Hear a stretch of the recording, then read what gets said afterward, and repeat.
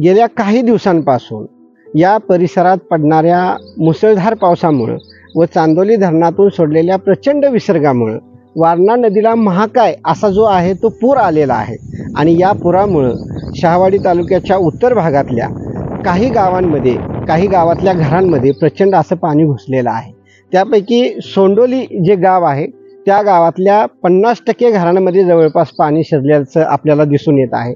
तुम्ही माझ्या पाठीमागे बघू शकता, हे घर जे आहे ते अर्ध्यापेक्षा अधिकचं बुडलेलं आहे आणि मग अशी जी घरं आहेत त्या घरांमधल्या लहान सहान पोरांना, गुराढोरांना किंवा घरातलं साहित्य जे आहे ते बाहेर काढताना प्रचंड असा त्रास या परिसरातल्या या इथल्या ग्रामस्थांना झालेला आहे। त्यांना आता जेवणाचं सुद्धा त्यांचं प्रचंड हाल होत आहेत, जनावरांच्या वैरणकाडीचा हाल होत आहे। आपल्याबरोबर काही या गावातले ग्रामस्थ आहेत ज्यांच्या घरात पाणी शिरलेलं आहे ते काय म्हणतायत ते सुद्धा आपण जाणून घेऊया। माझं नाव पुंडलिक चोपडे, मुक्काम पोस्ट सोंडोली। आता 2-3 दिवस झालं पूर परिस्थिती खूप झालेली आहे आणि आता बघायला तर घरात अर्ध निम्म घर बुडालेलंच आहे। त्यानंतर घरातील धान्य बिन्य सर्व व्यवस्थित आम्ही तर थोडंसं बाहेर काढलेलंच आहे, पण आता एवढा विषय आहे की राहण्याची व्यवस्था अजून कुठे झालेली नाही आमची। पाणी बी खूप आहे, त्याच्यानंतर जनावर वगैरे स्थलांतर करायचं चालूच आहे अजून, आणि अजून नदीला पूर म्हणजे चालूच आहे, अजून धरणातून अजून पाणी सोडायला चालू केलंय। तर एवढी म्हणजे शासनानं इकडे जरा लक्ष द्यायला पाहिजे, कारण अजून कोण पुढारी वगैरे इकडे काय अजून फिरकलेला नाहीये। पाणी बी खूप आहे, चरण सोंडोली पुलावर पाणी आहे, सोंडोली गावात गल्लीत म्हणजे पाणी आहे रस्त्यावरती, की जेणेकरून इकडची माणसं बी तिकडे जाऊ शकत नाही, तिकडची माणसं बी इकडे येऊ शकत नाही। आणि कमीत कमी एक 4-5 दिवस झाला अजून लाईटचा पत्ता नाही आहे।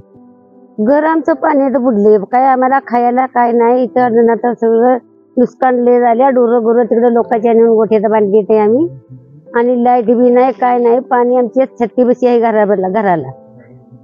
काही यायला येईना का, काय दळणाला काय नाही तेल नाही का काय नाही, तर सुई कुठलीच नाही आम्हाला केलेली, जेवायची सकट सुई नाही काय अच्याबात।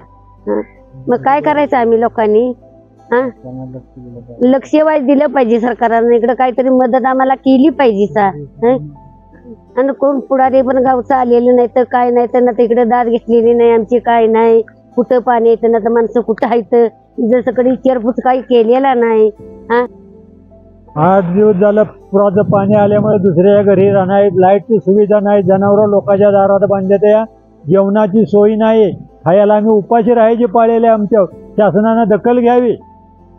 सध्या झालेल्या मुसळधार पावसामुळे गावातील लोकांची मोठ्या प्रमाणात वाताहत झालेली आहे।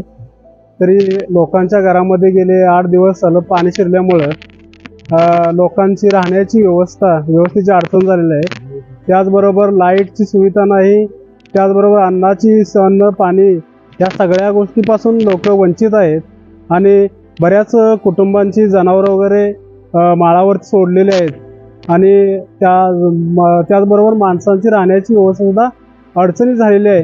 काही लोकांनी शाळेमध्ये आसरा घेतलेला आहे, परंतु शाळेमध्ये आसरा घेऊन सुद्धा अन्नाची मात्र जेवणाची त्यांची जी सोय आहे ती सोय झालेली नाही आणि सगळ्या ज्या अडचणी आहेत त्या अडचणींना अनेक लोकांना सामोरं जावं लागत आहे आणि या खरोखरच पुरामुळे मोठ्या प्रमाणात लोकांची वाताहत झालेली दिसून येत आहे आणि यासाठी शासनाने याकडे जास्तीत जास्त कशा पद्धतीने लक्ष देता येईल त्या पद्धतीने लक्ष द्यावं अशी ही विनंती आहे। लोकांची वाहतूक करत असताना किंवा आरोग्याच्या सेवा सुविधा लोकांच्यापर्यंत पोहोचल्या गेलेल्या नाहीत, कारण कालच एक खावडेगावचं एक पेशंट आम्ही खाजगी बोटीतून काल मालकापूरद्वारे कराडला पोच केला आणि तिथं त्या पेशंटवरती उपचार सुरू आहेत। मग अशा पद्धतीची आरोग्य सेवा सुविधा सुद्धा आमच्याकडे मिळत नाही आणि ही जी काही अडचणी आहेत त्या अडचणी सरकारने सोडवाव्यात अशी एक विनंती आहे। या परिसरातल्या चारी बाजूला पुराचं पाणी असल्यामुळे या परिसरातल्या कुठल्याही नागरिकाला कुठेही जाता येत नाही, म्हणजे या परिसरातल्या जवळपास 25 ते 30 गावांचा एकमेकांशी पूर्णतः संपर्क तुटलेला आहे। त्यामुळे कुठलीही अति तातडीची जर गोष्ट घडली तर या परिसरातल्या नागरिकांना अक्षरशः मरणाशिवाय दुसरा पर्याय नाही। त्यामुळं एक तर विद्युत पुरवठा खंडित झाल्यामुळं मोबाईल असून सुद्धा त्याचा काही उपयोग होताना दिसत नाही, कारण सगळे टॉवर बऱ्यापैकी बंद झालेले आहेत। इकडं रेंज नाही, त्यामुळे आम्ही जगाच्या पाठीवर जगाच्या नकाशावर आम्ही कुठे आहोत का, हाच खरं तर मोठा प्रश्न या परिसरातल्या नागरिकांना पडलेला आहे. आम्ही जिवंत आहोत की मरतोय याची सुद्धा प्रशासनाला कुठल्या पद्धतीची काळजी असल्याचं चित्र सध्या तरी दिसत नाहीत. कारण खायला अन्न नाही, प्यायला पाणी नाही आणि गुराढोरांचा हाल, लेकराबाळांचा हाल, अशी जी काय अवस्था आहे ती प्रचंड वेदनादायी आहे. खरं तर शासनानं याकडे गांभीर्यानं आणि तत्परतेने लक्ष द्यायला पाहिजे. खरं तर 4 दिवसापासून विद्युत पुरवठा खंडित झाल्यामुळं काही लोकांच्या घरामध्ये दळणं काढण्याचं नाही, तर ते खाणार काय अशी सुद्धा परिस्थिती आहे. जिकडे बघावं तिकडं नुसतंच पाणी आहे. आपल्या नागरिकांना प्रचंड अशी दहशतचं वातावरण जे आहे, भीतीची जी छाया आहे ती निर्माण झालेली आहे. आणि या परिसरातला जो विद्युत पुरवठा आहे तो सुरळीत करण्यासाठी प्रशासनाने खरं तर आधीची कुमक पाठवून तो तातडीनं विद्युत पुरवठा सुरळीत करावा अशी या परिसरातल्या ग्रामस्थांची मागणी आहे.